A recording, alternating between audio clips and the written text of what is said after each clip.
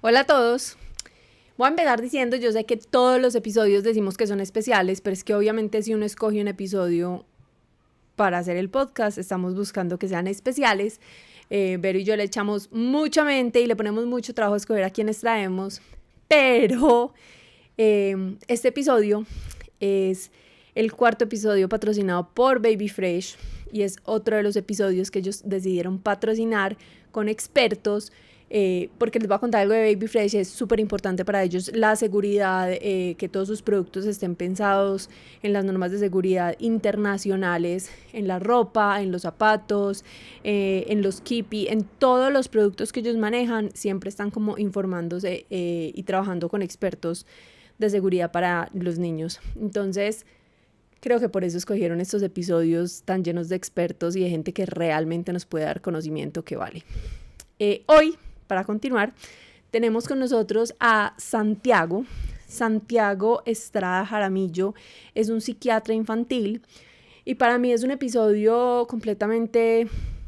Era uno de los episodios que yo más había querido hacer porque nos va a poner muchos temas y muchos mitos que hay sobre la salud mental infantil sobre la mesa. Yo creo que va a ser muy revelador para todos y nos va a ayudar a entender mucho acerca de la salud mental de nuestros hijos y cómo apoyarlos en caso de que se necesite buscar algún apoyo. De nuevo, acuérdense que ya queda muy poquito del código de Baby Fresh, pero lo pueden seguir usando. El código es regalo20, todo en mayúscula. Lo utilizan en la página de Baby Fresh, no se puede en tiendas físicas. Y yo creo que pueden comprar muchas cosas, o sea, en realidad la ropa es espectacular, pero yo amo los accesorios de allá. O sea que aprovechen y vayan.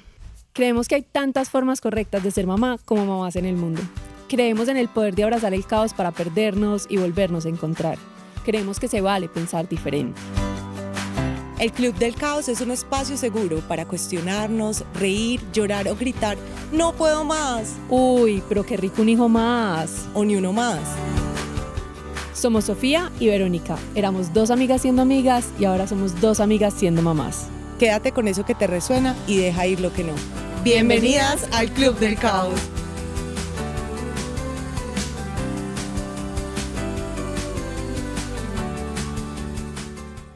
Bienvenidas y bienvenidos una vez más al Club del Caos. Hoy nos acompaña Santiago Estrada Jaramillo. Santi es psiquiatra infantil y es papá de 2 hijos, de Tomás y de Juan José. Y hoy nos acompaña desde su rol definitivamente de psiquiatra infantil y papá. Esa mezcla nos parece maravillosa y por eso lo queríamos tener en este episodio.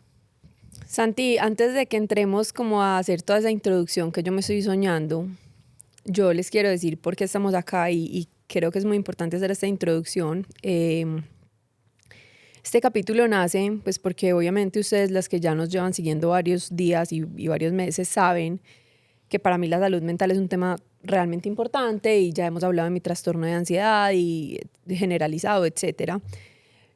Y yo, hablando con muchas personas que nos habían dicho, vengan, ¿por qué no hablan del déficit de atención en niños, la ansiedad en niños? En estos días alguien nos preguntaba, ¿cómo así un niño se puede deprimir? Y yo decía, sí.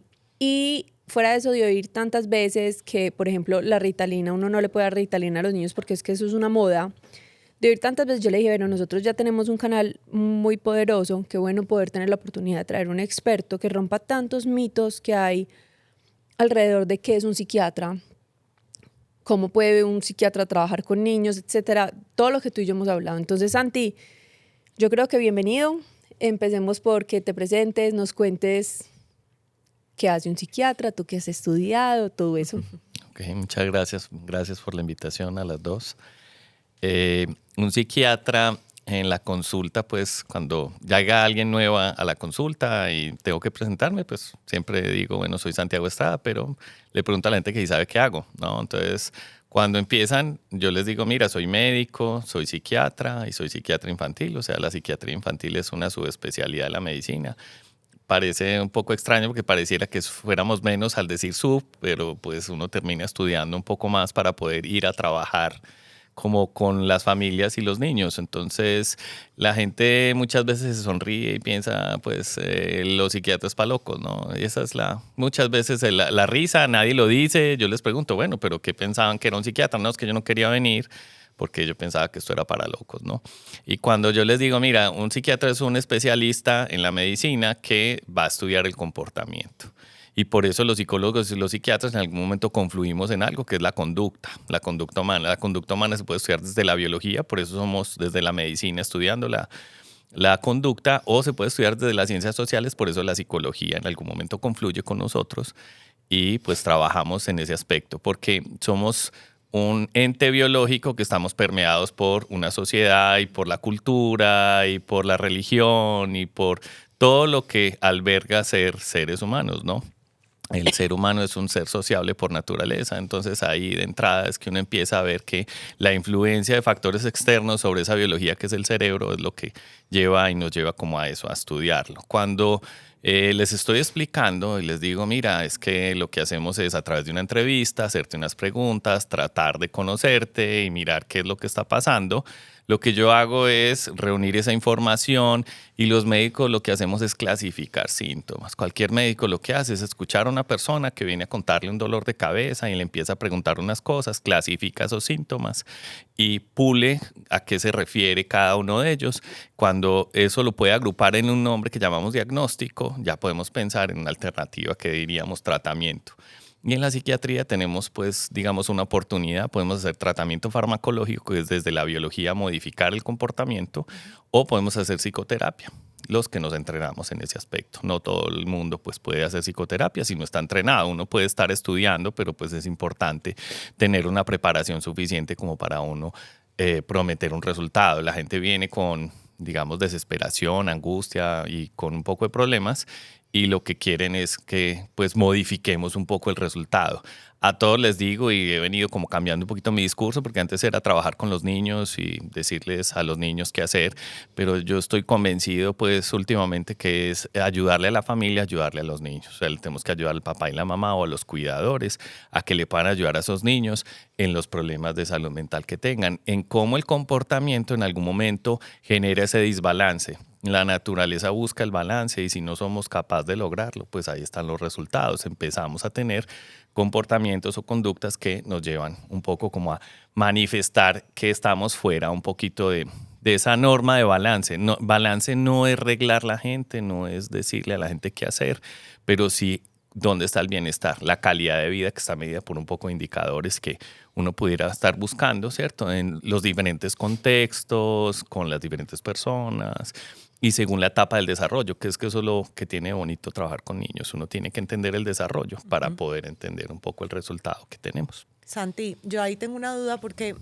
si hablamos de mitos alrededor de la psiquiatría y decimos que es para locos, eso fue lo que nos dijeron muchos años y hoy entendemos que no es así, pero partimos de ahí y entendemos eso para un adulto. Ahora, pues pensándolo en niños, la barrera tan grande que tenemos y los mitos tan grandes que hay detrás de eso, ¿por qué existe como ese miedo o esa tendencia a pensar que los niños no necesitan un psiquiatra por nada del mundo? Pero a uno no, eso le parece lo más loco del mundo y no, es cero loco. Entonces, ¿cómo acercarnos un poquito a la psiquiatría en los niños y en los adolescentes? Mira, es particular, yo creo, pensar que un niño no está loco porque está bajo el control mío. O sea, yo soy el cuidador y yo tengo que dar un resultado. Como yo soy el papá o la mamá, yo tengo que casi que dar el resultado. Entonces es vergüenza, es miedo, es como la dificultad de explorar un poco como eso que tendríamos que sentarnos con otra persona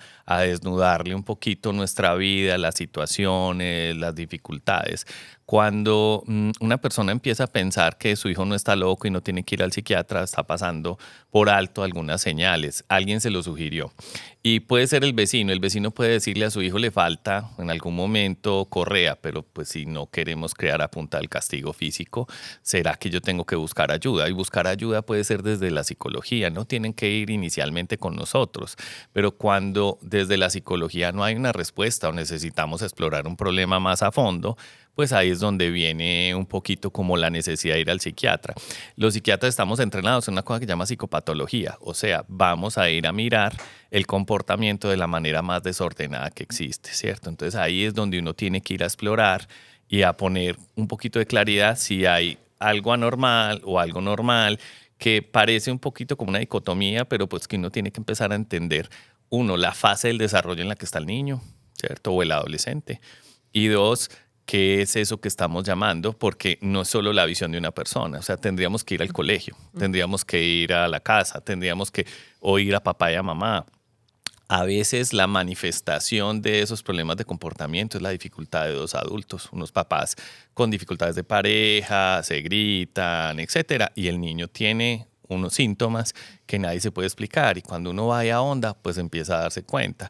Como les digo, es psicopatología, o sea, pues el comportamiento muy desordenado, pero la gente de pronto se ha quedado con la visión un poco como de hospital o de clínica psiquiátrica o de manicomio de la psiquiatría, y la psiquiatría tiene muchos aspectos. Hay psiquiatría hospitalaria, o sea, la gente que tiene una enfermedad médica que necesita desde el apoyo de la psiquiatría, pues como un poco de su ayuda. ¿Por qué? Porque es que no podemos hacer la dicotomía mente-cuerpo. O sea, si yo separo la mente del cuerpo, lo que estoy es separando una función del cerebro. El cerebro sigue funcionando y parte de esa función es la mente, ¿no? Entonces ahí es donde de pronto lo que uno tendría que ayudarle a estas personas es, ve, solo es ir a explorar. Es que en la consulta, en la primera consulta yo no medico a nadie, yo me siento y escucho.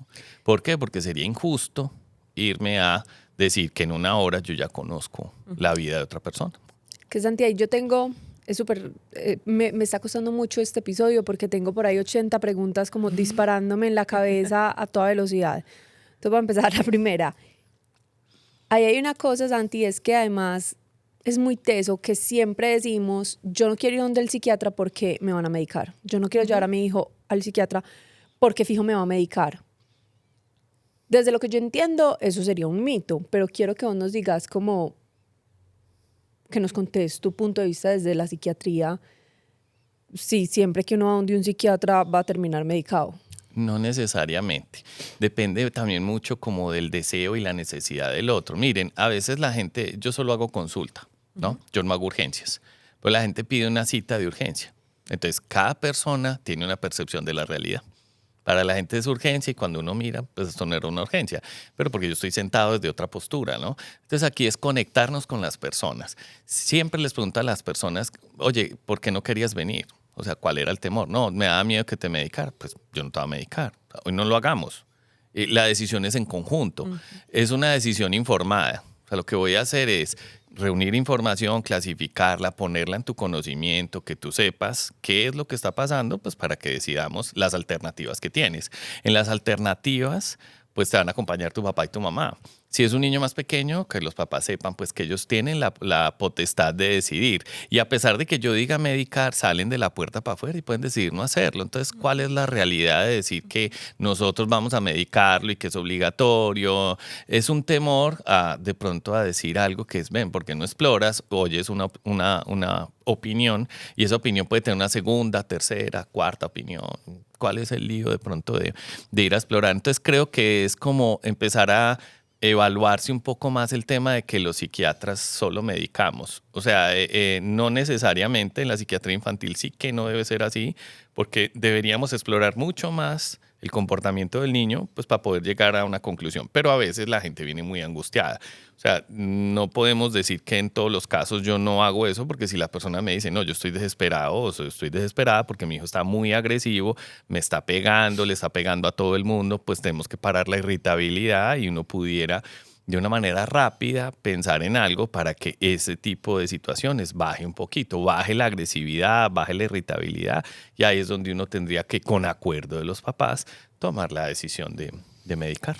Y yo ahí voy a decir una opinión de mamá y de persona que toma medicación, que además empezó muy vieja. Yo siempre le digo a Vero que para mí eso fue lo más duro de todo, y es que yo empecé a los 27, 28 años, y como vos dijiste ahorita, pero vos lo dijiste de otra manera, yo con un amigo psiquiatra y un amigo un día me dijeron, Sofi, ¿vos vivís muy maluco? Y yo les dije, no. Ellos me dijeron, sí, somos médicos, vos tenés un trastorno de ansiedad, vos estás viviendo muy maluco, ¿no te has dado cuenta? Y yo, no, yo vivo normal, no, pues así no vive la gente, o sea. Y los dos me dijeron, no. Entonces uno de ellos conocía a la psiquiatra y me mandó para allá. Y cuando yo llegué, y ella, después de citas y hablar, me dijo, es que vas a ver, estabas viviendo muy maluco. Y mi vida literalmente se parte en antes y en después. Y ella me explicaba mucho una cosa que a mí se me quedó. ¿Por qué si un niño tiene diabetes, yo le doy insulina? ¿Por qué si un niño tiene cualquier enfermedad que requiera una pastilla diaria, yo se la puedo dar? Pero ¿por qué somos tan reacios a si un niño tiene una, no sé si se dice enfermedad, trastorno, pero si tiene una dificultad desde el neurodesarrollo o tiene algo psiquiátrico, ¿por qué no se la voy a dar? O sea, yo no lo dejaría vivir horrible por la diabetes o que se le vaya, no sé, pues qué pasaría médicamente. Que Pero se muera. si yo no lo dejaría hacer eso, ¿por qué sí lo voy a dejar vivir muy maluco? con retos adicionales a los que ya la vida trae, innecesarios, si no necesitan. Entonces, yo quisiera que este episodio, lo primero fuera eso, como que pensemos siempre, si fuera algo físico, lo trataríamos, porque lo mental no somos como incapaces. Tenemos una desventaja, ¿sabes? O sea, yo creo que los psiquiatras tenemos una gran desventaja. La, digamos, la patología, por no llamar, es trastorno. Todavía no conocemos muchas cosas. O sea, ese componente de poder armar cómo funciona el cerebro todavía está inconcluso. Todavía no tenemos, el cerebro tiene multiprocesadores. No es como una computadora que tiene uno o dos procesadores y ya, sino que tiene multiprocesadores. Este momento que yo le digo a la gente, esto se llama conciencia, ¿no? Estamos compartiendo un mismo momento donde estamos en tiempo, en momento y en situación como despiertos y explorando. Pero dormimos y el cerebro sigue trabajando. Nos despertamos y el cerebro trabaja con otros procesadores. Y es de miles de maneras y todavía no entendemos muy bien. Digamos que cada vez conocemos más y digamos, los estudios y la ciencia nos da más información, pero todavía nos falta conocer mucho del funcionamiento del cerebro. Pero si en algún momento, digamos, tenemos una convulsión, la gente no va a dudar en dar un antiepiléptico. ¿Por qué? Porque pues un anticonvulsivo, ni siquiera se llama antiepiléptico, porque no estamos como combatiendo la epilepsia, sino disminuyendo la frecuencia de las convulsiones. Sin querer decir que no sea útil, es muy útil. Creo que le protege contra episodios graves, un estatus convulsivo lo puede llevar a uno a la muerte. Entonces la gente con ese temor, sin dudar, lo medica. Si uno tiene una taquicardia, pues la gente que es el corazón acelerado a más de 120 pulsaciones por minuto, y entonces según el riesgo, pues uno evalúa, pero nadie duda que un bebé haya que darle un antiarrítmico, ¿no? Entonces eso no se pone en duda, pero como esto es una condición crónica, la mayoría de las condiciones que tratamos son crónicas, porque por no decirle del 99,9% son crónicos, pues la gente empieza a tener como en el momento de su condición como altibajos. Entonces, cuando se siente bien, pues yo no necesito nada. Cuando se siente mal, bueno, entonces vamos a buscar la solución. Y viene lo otro. En los niños tenemos una situación bien específica, es que es el cerebro aprendiendo.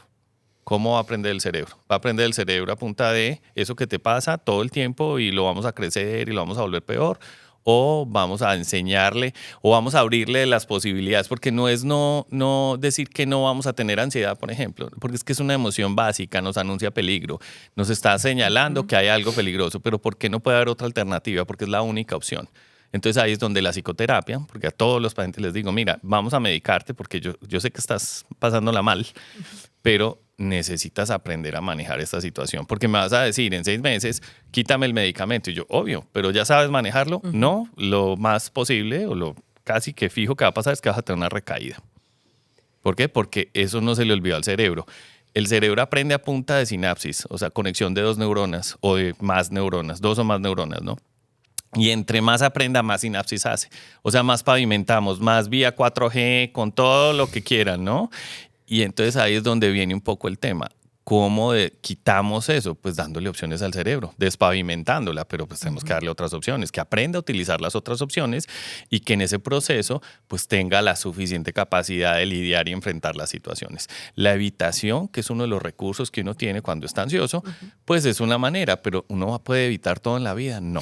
Entonces ahí es donde de alguna manera a la gente le cuesta hacer terapia, le cuesta enfrentarse a sus temores, porque sabemos que no es fácil, pero es uno de los caminos más efectivos para lidiar con la ansiedad. Entonces ahí viene el... Santi, yo tengo una duda y mientras hablaban me preguntaba eso, pues ¿qué impacto tiene no medicar?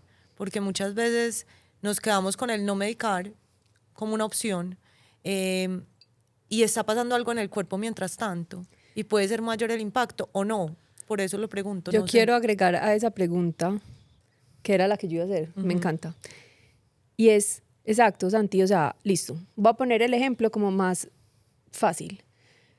Un niño de X años, porque no sé a qué años ya se puede, pero de X años tiene un trastorno generalizado de ansiedad, la está pasando muy mal, no duerme, etcétera, etcétera, etcétera. Y yo como papá digo, no creo en esto, mi hijo está pasando, no sé, pues por una etapa.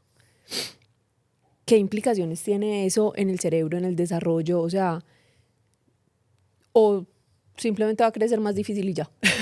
Digamos que es la pregunta que yo creo que todos tratan de hacerle a uno. Como, bueno, y si no hacemos esto, ¿qué pasa, no?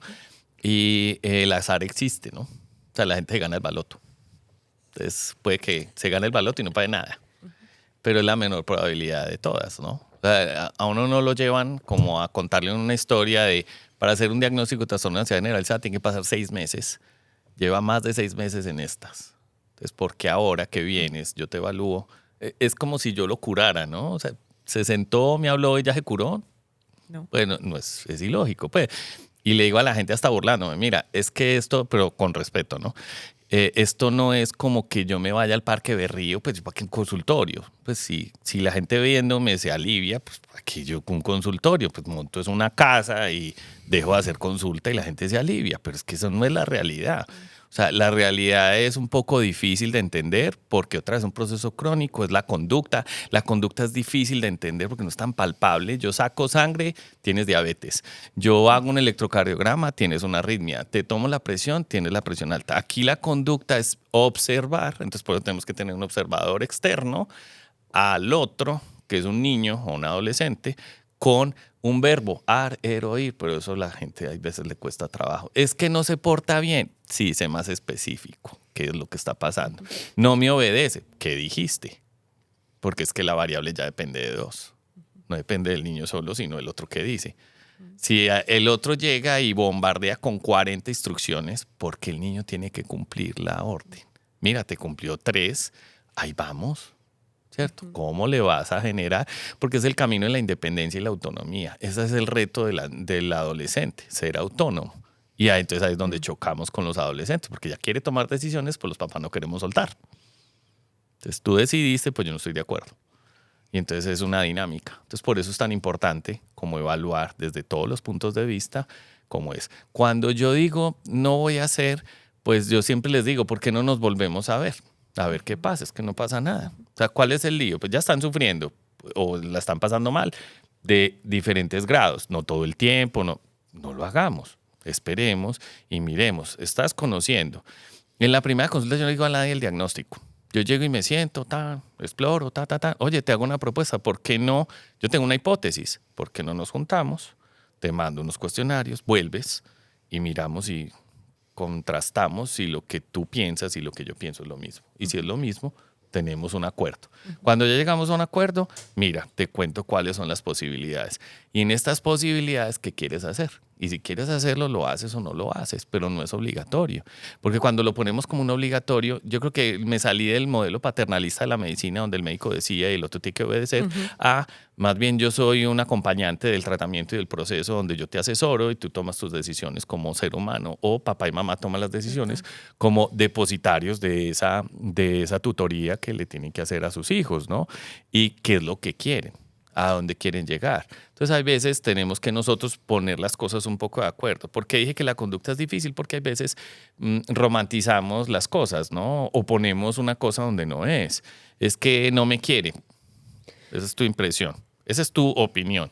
Pero ven, vamos a decir cuáles son las acciones que te llevan a llegar a esa conclusión, porque a veces la gente, y no lo tienen que hacer, yo ni siquiera me molesto con eso porque yo creo que esa es la idiosincrasia del ser humano.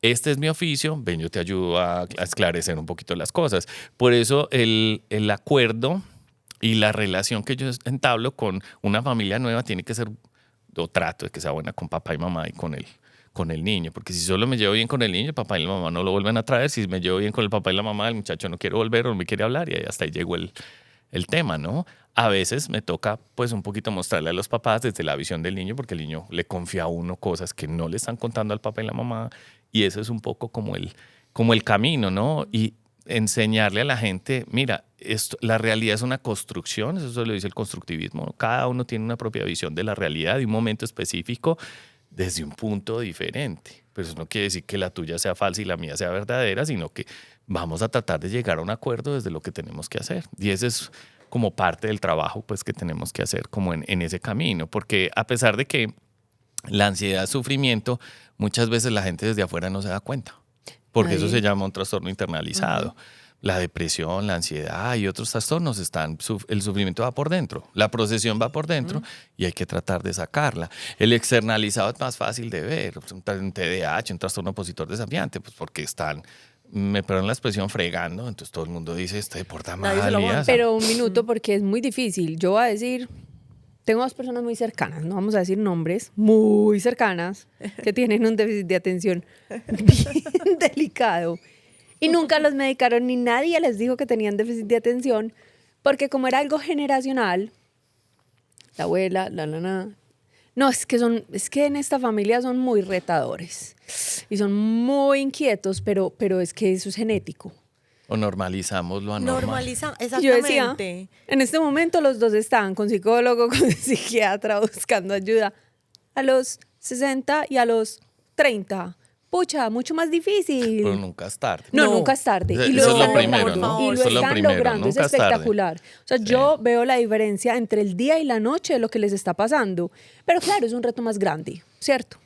Sobre todo para el de 60 ya es un reto exageradamente mucho más grande porque, que esa es la pregunta que yo te quiero hacer. A mí una vez alguien me dijo, y ahorita estabas como hablando de la sinapsis del cerebro, alguien me dijo, Sofi, es que si tú no te tratas tu ansiedad, tienes riesgo de sufrir antes, creo que era de demencia o Alzheimer, se te empiezan a olvidar las cosas más temprano porque voy a decir pues súper coloquial, las neuronas y las conexiones y la sinapsis se van dañando. ¿Eso es cierto o eso también es falso? A ver, lo que pasa es que uno no puede hacer esa conexión directa, puedes decir, el que sufre de ansiedad fijo le va a dar Alzheimer, porque no es cierto. Tenemos como una predisposición genética a. Y si yo combino factores, llego a. Por eso no es tan fácil decir quién va a llegar a dónde, porque pues no tenemos toda la información. Y así leamos la genética, el genoma no se queda tal cual, porque hay unas influencias externas que finalmente van modificando y creando cambios en nuestra información.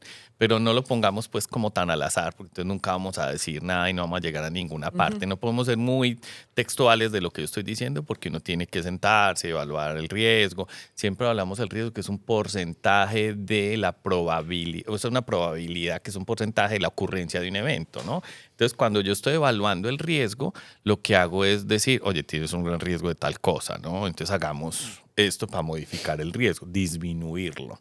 Cuando uno está en el camino de pronto de entender qué le pasa a una persona en el tiempo, que fue la pregunta anterior, yo creo que no hemos acabado como de concluir, qué le pasa a una persona si no se hace nada, como que no pasa nada, a como que en la ansiedad pues uno puede tener una visión negativa de sí mismo y del futuro. Entonces uno puede tener una baja autoestima, uno puede tener depresión, uno puede tener pues una visión de cosas más severas y me puedo poner muy trágico y llegar en algún momento por una crisis a pensar en suicidarse, ¿no? Entonces ahí es donde viene el tema, ¿no?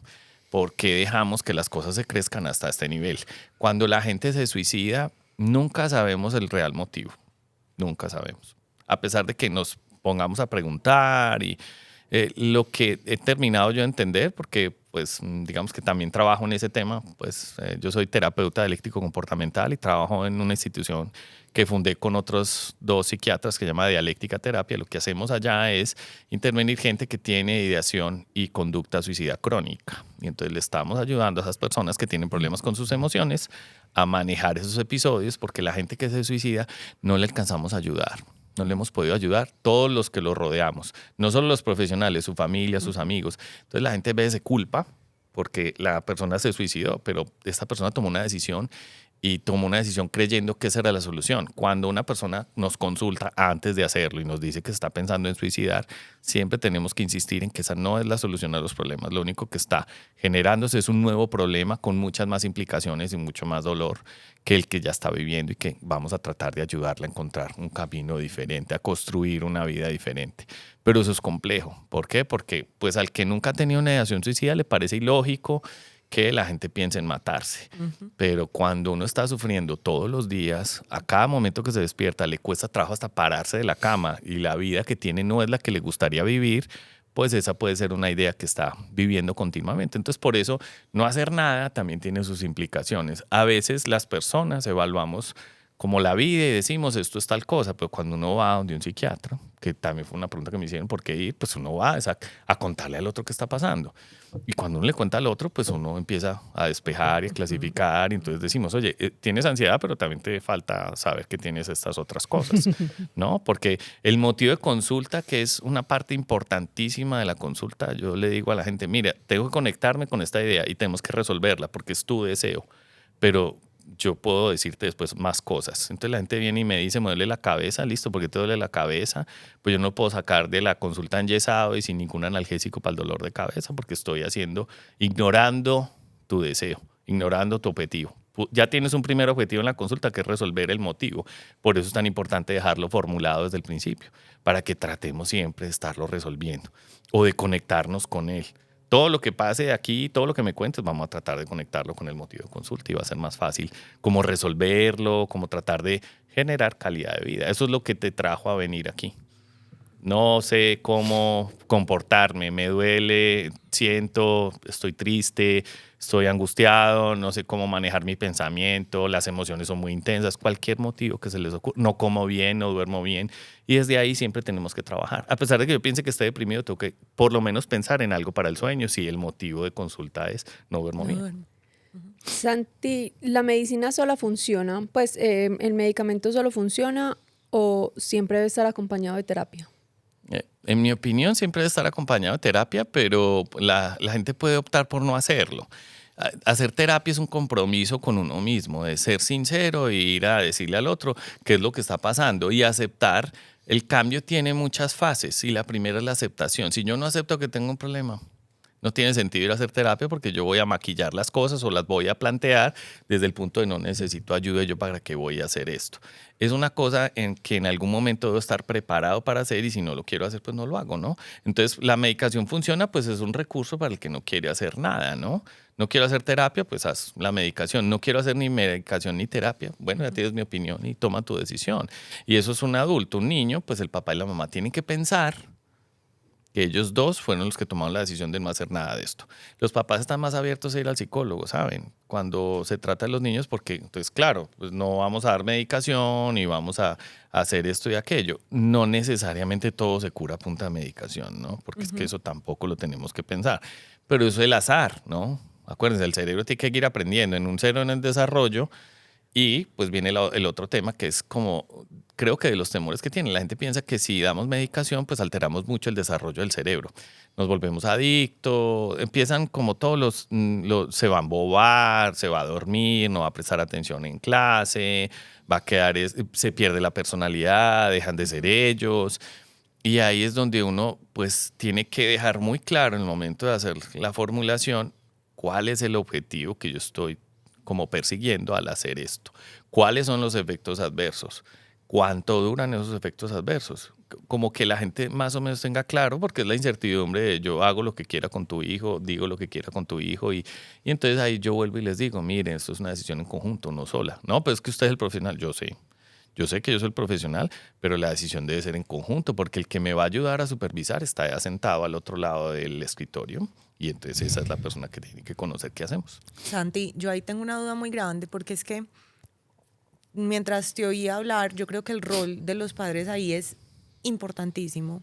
Es muy claro cuando uno es un adulto el tema de la aceptación, pero yo creo que en un niño el tema de la aceptación pues no se da. Creo que es más un tema de los papás identificar qué está sucediendo, porque el niño está explorando algo que no sé, puedo estar equivocada, pero creo que desde el cerebro no logra percibir si es normal, si no es normal, si es afín o no a lo que debería ser. Como papás sí tenemos la capacidad, con un cerebro ya un poco más desarrollado, de entender que algo está sucediendo, ¿cierto? Si lo miramos como desde la parte, no sé si teórica, pero en la parte práctica, como papás, entran las emociones a jugar también un rol súper importante. Entonces, evidentemente, para la sociedad está sucediendo algo, pero para uno como papá, no necesariamente. Entonces, no sé si existen herramientas para uno como papá para identificar cuándo se debe consultar, cuándo eso está interfiriendo y no es lo normal o no es la conducta esperada, porque es que la conducta es demasiado amplia. Sí, claro. O sea, en eso tienes razón. No hay como una guía específica porque pues esa es la otra situación, ¿no? Cuando un comportamiento se sale de lo normal en varios contextos, eso es un primer signo. Cuando le genera malestar al niño o a los que lo rodean, ese es otro signo, pero ahí habría que entender cuál es el malestar, ¿cierto? Les voy a poner un ejemplo. Yo con mis 2 hijos, ya están grandes, pero cuando estaban bebés, a mí no me gustaba que se untaran cuando comían. Y mi esposa me dijo, eso es lo normal, están explorando la comida. Entonces, miren, ahí lo que uno tiene que entender es lo que yo pienso como sujeto, porque se ensució, se va a manchar, no sé qué, y el niño lo que tiene que es explorar la comida, la textura, el sabor, los colores, aproximarse a la comida y a ese manejo de utensilios donde generalmente va a haber un error porque el cerebro no está listo. Entonces depende del nivel de desarrollo, es que uno sabe. Los niños se dan cuenta cuando no se portan bien. Niños de 4 años saben que lo están haciendo incorrecto. ¿Cuál es el tema? La rigidez cuando tú lo corriges y el niño se explota. Ay, me dice, venga, esto no es normal. Pero entonces por eso tenemos que tener un acompañamiento cuando uno de pronto los lleva al jardín o los lleva a la guardería y allá le empiezan a uno a hacer comentarios. Creo que el también es la percepción que uno tenga. No lo vean con tanta crítica porque no es que la familia está mal y que no sirven para nada los papás y que no crían bien, sino algo está sucediendo con el niño y tendríamos que ir a explorar si está pasando. Muchas veces se hace la sugerencia y lo que hacemos es rechazar la sugerencia, ¿no? Entonces ahí es donde también pues uno tendría que como entender que el proceso de aceptación de los papás es importante, pero tienen también que hacer un duelo. Eso no es fácil, eso no es sencillo. No es juzgar por juzgar. Miren, juzgar es muy fácil, es una función del lóbulo frontal. Cuando yo lanzo una pelota, lo que hago es velocidad, dirección, trayectoria y por eso la cojo con la mano. Pero está hecho para eso. Continuamente estamos juzgando. Pareciera que estuviéramos frontalizados en nuestra cultura, ¿no? Porque juzgamos a un nivel, lo hizo mal, cómo se le ocurre, no sé qué. Pero, ¿cuál es la otra postura? ¿Por qué la otra persona hizo lo que hizo? ¿Por qué está pensando de esta manera? ¿Qué será lo que sucede? Algo debe estar sucediendo. Entonces, esa aproximación compasiva hacia el otro, amorosa hacia el otro, pues, tienes una situación, estamos viendo esto, también es la manera, pues, como se lo dicen, ¿no? O sea, yo no puedo, digamos, tampoco decir que el otro no lo hizo correcto o incorrecto, de eso no se trata, pero debe haber una señal que le están a uno dando para uno entender que algo está pasando. Entonces, si el comentario viene desde afuera, pues miremos qué tan frecuente es, qué tan intenso es, y entonces ahí esa sería una guía, ¿cierto? Si el niño no se quiso comer hoy la lonchera, listo, pues hoy no tiene hambre, se va a enfermar, algo está pasando, pero si eso está pasando casi todos los días, de 2 o 3 semanas seguidas, pues algo tiene que estar sucediendo. ¿Y qué será? Está frío, pues la temperatura. Es que le hacemos pastas y no las come, pues hay que mirar. No, es que el niño dice que no y no hay bueno, o sea, algo que explorar, pero digamos que esa es la labor de uno. Pero si uno ve que la frecuencia es alta y la intensidad es alta, puede ser poca frecuencia, pero mucha intensidad, un niño que lo agarre uno a patadas, pues ese debería estar yendo a una evaluación, ¿cierto? Porque eso no es lo normal, eso no es lo que esperaría uno. Y si papá y mamá ya están expuestos a eso, ¿por qué no han consultado, cierto? Pero la vergüenza, recuerden, la aceptación de ciertas cosas, la normalización de la conducta que ahorita lo hablábamos. La gente dice, no, es que así era el papá de chiquito, sí, pero pues el papá de chiquito o la mamá de chiquita También pues, tenían. Sí. algo habría que evaluar, ¿no? Porque está la genética. O sea, es que el resultado de la conducta es genética, biología y pues cultura, ¿no? Acompañamiento. El primer núcleo que tenemos más cerca es la familia. Si la familia se trata a patadas, pues no podemos pedirle al niño que haga, porque ese es el modelo, aprendemos de modelos, el primer modelo que tenemos a disposición es el papá y la mamá, y después vamos al colegio y después vamos a la sociedad como de modelo, y entonces ahí es donde viene todo el aspecto que uno tiene que evaluar y cuidar, ¿no? Yo quiero contar 2 historias para reforzar lo que siempre decimos en el, pues, o más que todo lo digo yo, pero yo creo que Vero ya también lo interiorizó, yo creo, no sé, me puedes corregir. Y es que no perdemos nada con consultar. Sí, O sea, total. te voy a poner un caso.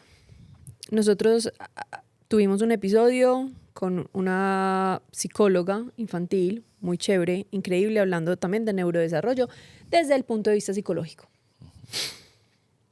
Alguien muy amigo mío, muy cercano, me llamó y me dijo, yo toda la vida he creído que mi hijo de pronto tiene autismo, pero mi mamá siempre me ha dicho que no, que me estoy inventando cosas y que si tiene autismo, ¿para qué le voy a poner la etiqueta? Que eso además es algo que me duele mucho porque siempre es como que ¿para qué le voy a poner la etiqueta? Y yo, es que no es una etiqueta, es que si sabes que tiene, le puedes ayudar. Si no, pues no le estamos dando herramientas para ser exitoso en un futuro. Me parece tan teso porque, claro, cuando decimos mi hijo tiene cáncer, nadie dice ¿por qué le pones una etiqueta? Sí, Pues, exacto. Es que no son etiquetas. Y me dijo todo eso, yo le dije, vení, o sea, anda a consultar, que no perdes nada.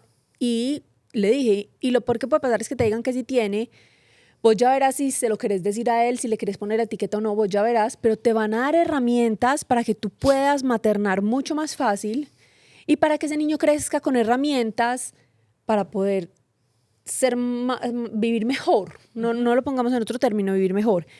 Ella finalmente consultó, gracias a Dios, y le dijeron que el niño simplemente era tímido y etcétera, pero no perdió nada, ganó tranquilidad, ¿qué importa? Ganó tranquilidad, ya. Lo mismo me pasó a mí cuando consulté, o sea, lo peor que puede pasar es que descubras que tu hijo sí tiene alguna situación en el neurodesarrollo, algún trastorno, y tengas herramientas para ayudarlo, pero es que eso no es malo. Y si te dicen que no tienes nada, pues no, pues sí, perdiste 1 hora de tu vida, pero ganaste muchas cosas con seguridad. Sí. Ganaste muchas más cosas con seguridad. Yo creo que es la inversión de tiempo, ¿no? Entonces, en las inversiones, yo no sé si uno tenga que juzgarla siempre como perder o ganar. De acuerdo. Porque es una dicotomía que finalmente apunta a un error, ¿no? ¿Por qué? Porque cuando yo solo pienso qué gané o qué perdí, no, qué estoy de pronto obteniendo de la inversión. O sea, ¿cuál es la experiencia? Pues primero, puede que la consulta no sea con la persona que yo quería, porque tenemos unas ideas preconcebidas en la cabeza, la gente piensa que uno como psiquiatra no se puede molestar, que todos son amables, que no, así no es la cosa, no porque somos seres humanos, somos seres humanos, ¿no? Entonces desde ahí empieza la cosa, ¿no? Y tampoco quiero pues como poner que no, son estilos diferentes. La gente tiene que mirar si se amolda al estilo que uno tiene. Yo digamos, hago caras, me río, hago chistes. Hay gente que no le gusta eso, que espera una consulta un poco más seria, más formal. Entonces, pues, no hay problema, ¿cierto? Inclusive hay chicos que me dicen, pues que tú haces muchas caras. Mira, voy a intentar, pero para mí es muy difícil. ¿Por qué? Porque ese es mi estilo, así lo hago yo. A lo mejor necesitas trabajar con otra persona. Y creo que es también el trabajo el que le enseña a uno, no todo el mundo tiene que venir a trabajar con uno. O sea, eso es lo primero. Los adultos tenemos que aprender a hacer duelos y eso es muy difícil, ¿no? Eso no es fácil, no es sencillo. Si uno tiene una duda, uno tiene que explorarla. Voy a contar algo que es muy personal mío, pues que yo, digamos que en los años he ido aprendiendo a hacer. Mi hijo mayor tiene autismo, entonces eso no fue fácil para mí. O sea, yo era psiquiatra, trabajaba con niños y me dijeron en el colegio, su hijo tiene Asperger, y yo, pero así no es la clasificación que está diciendo la psicóloga del colegio. Entonces le dije a mi esposa, vamos a buscar la opinión pues, de alguien de confianza. Entonces fui y busqué a mi profesor de psiquiatría infantil. Mire, profe, tengo esta situación. Empezamos a hacer como todo el proceso.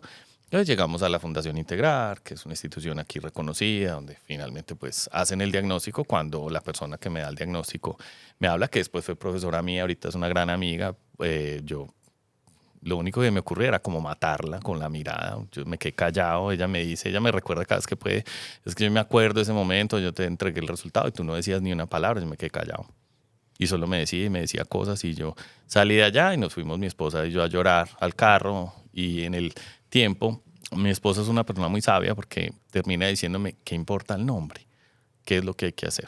O sea, ahorita ustedes decían, no es fácil tampoco para la gente, hasta cáncer, decirle palabras es difícil porque es el temor que tenemos. Entonces es el proceso de aceptación de lo que le toque a uno. Uno dice gripa, pero como todos tenemos gripa, exacto, no pasa nada, pues eso se acaba. Y eso se va. Y es parte del proceso, además. Pero es una cosa difícil de hacer. No intervenir un niño con autismo, y se los digo de causa, pues tiene un riesgo, ¿no? Es que el autismo tiene unas situaciones, unos síntomas, y el cerebro se desarrolla en una línea de desarrollo. Cuando uno trata de intervenir no es a cambiarlos, pero sí es a permitirles que se adapten mejor al mundo que les toca vivir.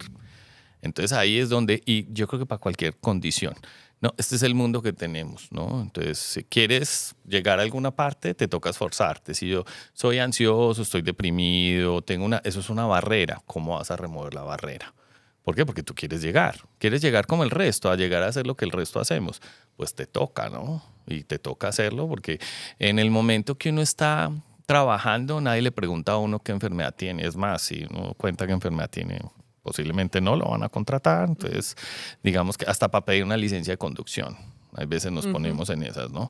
Y creo que es una responsabilidad también pues del que evalúa, porque es la responsabilidad del que está evaluando si le permite a uno no conducir, pero uno tiene que pensar muy claramente por qué sí o por qué no va a decir que alguien puede hacer algo. Yo creo que el hecho de que uno esté sentado evaluando y diciendo no le permite a uno, no le da la categoría de decir usted nunca va a lograr tal cosa.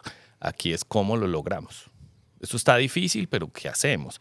En un trastorno del neurodesarrollo uno tiene que prepararse y saber cómo llega al resultado que quiere llegar. Cuando uno habla de déficit de atención, la gente dice, pero vea dónde llegó. ¿Cierto? Claro, ¿no? Listo, vale. Sí, pero ¿y qué tal si no hubiera tenido o usted hubiera intervenido? ¿Dónde más hubiera podido llegar? Y no, otra vez, no es de juzgar, no es decir esto está mal o esto está bien, porque si la vida es como la quería tener, ¿cuál es el lío? ¿Cuál es el problema? Aquí es saber cómo lo logramos teniendo calidad de vida, ¿no? Cómo lo logramos sin afectar a las demás personas, porque esa es la otra situación, ¿no? Que hay veces las condiciones de salud mental generan un impacto en los que nos rodean. Entonces ahí es me he casado 4 veces, me he casado 5 veces, venga, ¿por qué tantas veces? O sea, ¿qué pasó? Y bueno, ¿te gusta la poligamia? Listo, pues no hay lío, o sea, ¿cuál es el problema? Esta no es una cultura, esta es una cultura monógama. No estamos acostumbrados a tener 10 esposas o tener 10 maridos. Eso no estamos acostumbrados a eso, pero ¿qué pasa? ¿Por qué las relaciones no son lo que es? ¿O cuál es la elección que haces?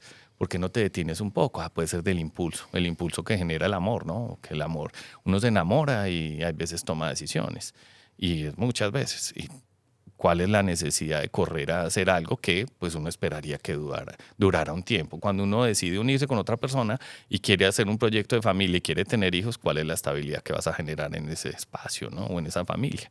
Y eso es lo que uno también tiene que estar pensando. Es que no, estar en pareja no es fácil, porque uno tiene que ceder muchas cosas, uno tiene que aprender. Pero uno también tiene que pensar muchas más cosas, ¿no? Es como esta persona que, aunque tengamos dificultades, están las buenas y en las malas con uno, bueno, etcétera, ¿no? Entonces, miren que ahí es como que si no nos unimos en un momento difícil que es un diagnóstico de neurodesarrollo y no trabajamos en unas metas comunes, esta persona que necesitaba apoyo no lo va a tener. No lo va a tener en el momento que debe ser, porque el cerebro tiene una etapa en la cual podemos intervenir y ya después se va acabando la brecha. Yo no digo que nunca es tarde, pero es más difícil después. Entonces, ¿por qué no aprovechamos ahora? ¿Por qué no hacemos lo que tenemos que hacer? ¿Por qué no? Entonces, ahí es donde viene como la gran responsabilidad que tenemos los profesionales en señalar, mira, estos son los riesgos. Sí. Si no lo haces, estos son los riesgos que tienes. ¿Qué es lo que nos decía Eli? Total. Sí, hay una ventana muy grande cuando están chiquitos, después sigue una ventanita, pero es mucho más chiquita, entonces es más difícil, lo que yo te decía, a los 60 es más difícil. El pensamiento es más rígido. Yo les puedo vender a ustedes una idea y ustedes dicen, no, si así no es mi vida. Bueno, pues. Santi, yo te quiero hacer una pregunta como papá, y es cómo afrontar una situación de esas y cómo viviste el duelo, no como profesional, sino como papá. Fue difícil, muy difícil. Creo que cada vez es menos duro, pero en algunos momentos la realidad lo golpea a uno. ¿Por qué? Porque uno se enfrenta a cosas como que al hijo de uno le digan cosas que uno nunca esperaría que le dijeran a nadie, ¿no? Y que a uno le provoca ir y picar a la gente que le hace las cosas que le hace, porque mi hijo ni siquiera viene con mala intención a donde nadie, a hacerle nada. Más, es un muchacho admirable, o sea, asume los retos, todos los días está luchando como para llegar a... Y no solo, digamos que son los pares, sí, los pares hay veces son un poco crueles, pero hay veces los adultos también como que uno dice, men, ¿por qué estás haciendo esto? ¿Por qué no le preguntaste? ¿Qué te costaba preguntarle una vez esto que hiciste, la decisión que tomas. Pero es que solo es una nota, sí, pero tú no sabes lo que implica, lo que viene detrás. Viene preparándose su autoestima y se la estás cagando, pero vale, también es como, listo. Pasemos la página y sigamos. Y me toca decirle a mi hijo, mira, esto no te define, esto solo es un número y vamos para adelante. Tú sabes esto, tienes el conocimiento, solo te equivocaste. Él a veces me dice, pero ¿por qué me toca repetir? Tienes toda la razón. ¿Por qué? Pero esa es la vida. La vida, el aprendizaje no se hace solo una vez. Nadie aprende con una sola vez, porque eso es falso. O sea, lo que de pronto en algún momento yo puedo saber, me ha costado, porque eso es también lo que la gente tiene que entender, el éxito no llega, no cae del cielo. A veces la gente lo mira a uno como, uy, ¿a usted cómo le da bien? Sí, usted no sabe todo lo que me ha costado a mí, todo lo que llevo moliendo para llegar acá. Entonces, creo que eso es parte de lo que yo también le quisiera dejar a mis hijos, como el ejemplo de, mira, entonces llega ya dándole duro, o sea, mis hijos me ven trabajando sábados, domingos. Yo que me puse en el camino de ser independiente, pues eso cuesta.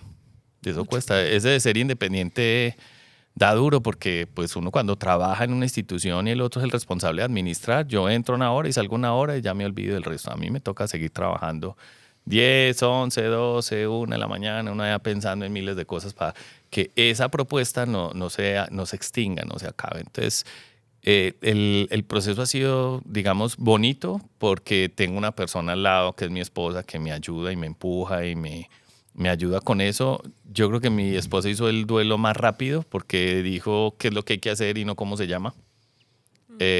Tener conocimiento castiga hay veces. Claro. Uno saber, entonces uno empieza a pensar miles de cosas.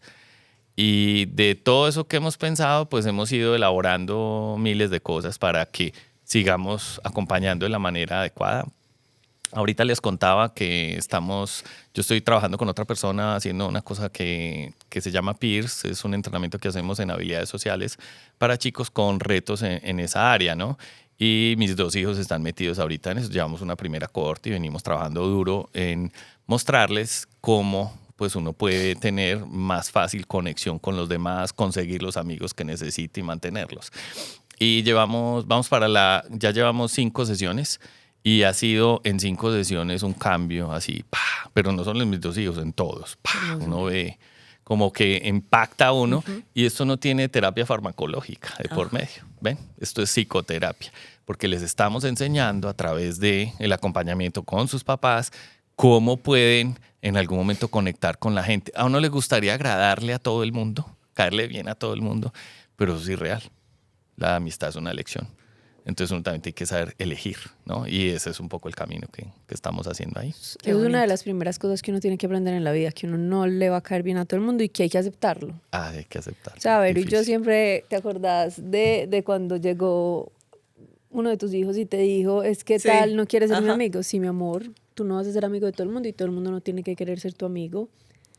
Normal, eso pasa. Y eso es un aprendizaje súper duro, pues. Yo creo que a la generación de nosotros aprendimos eso como el año pasado, todavía no lo hemos aprendido.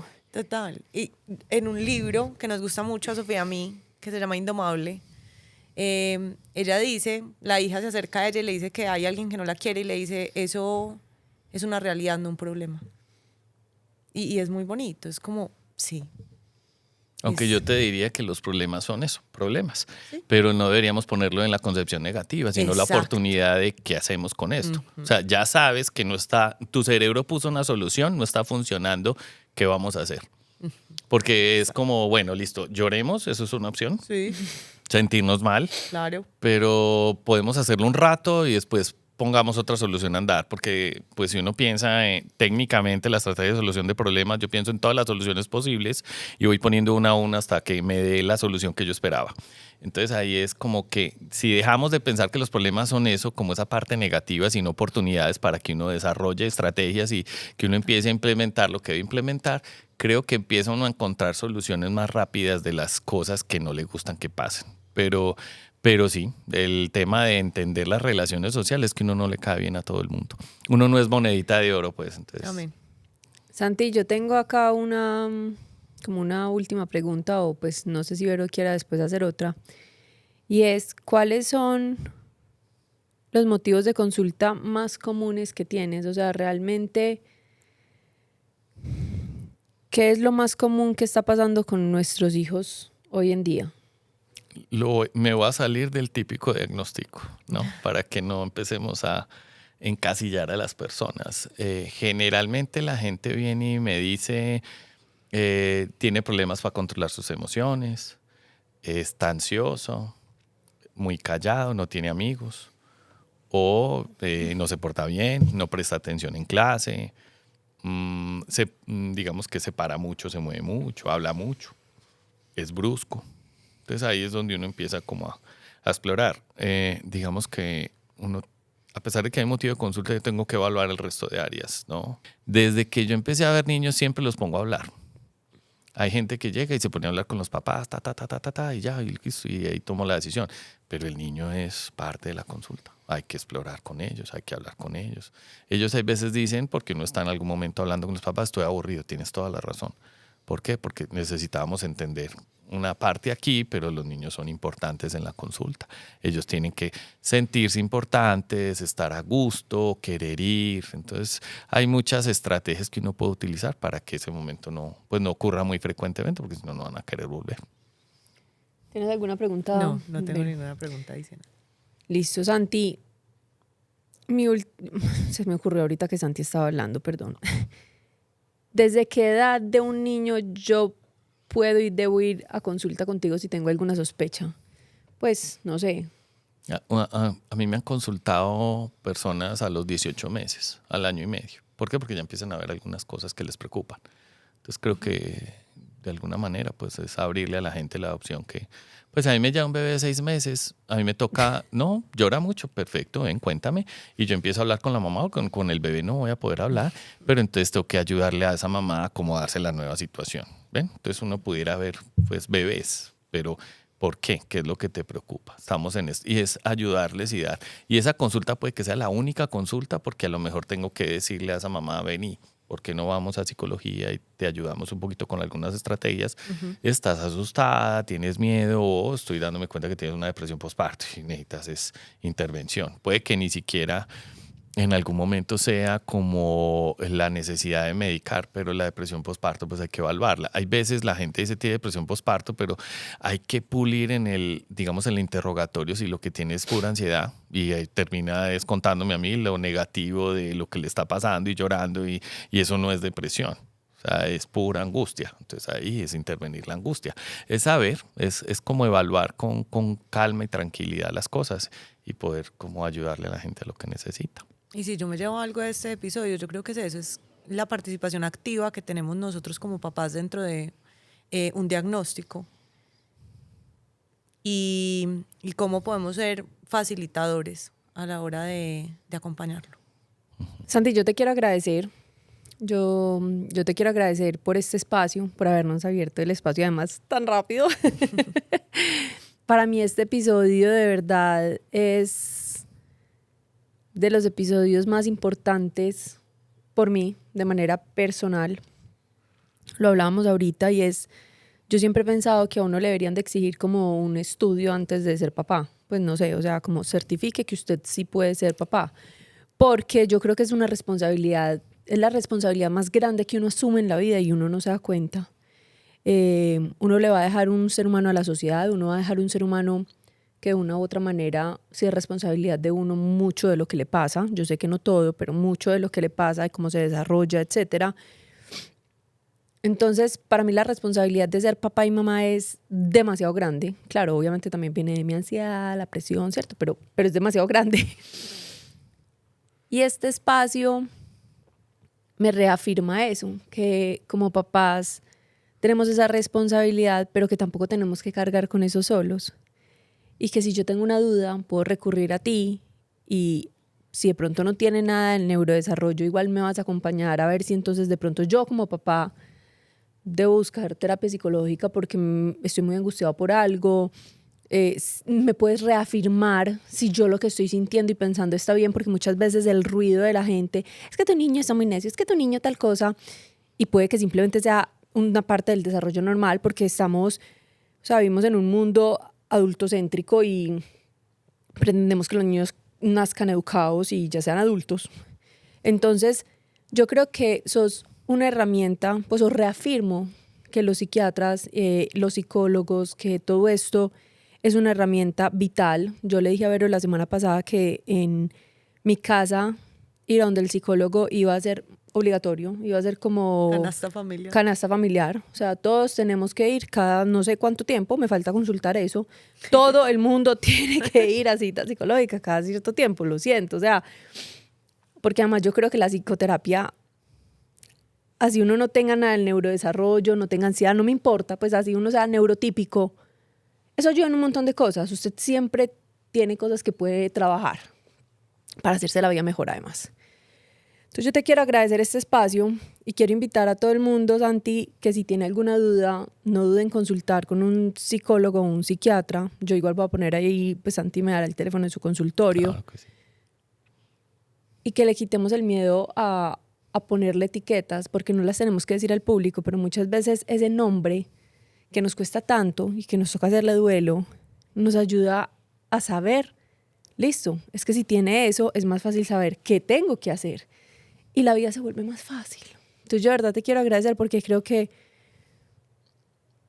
muchas familias van a verse impactadas positivamente.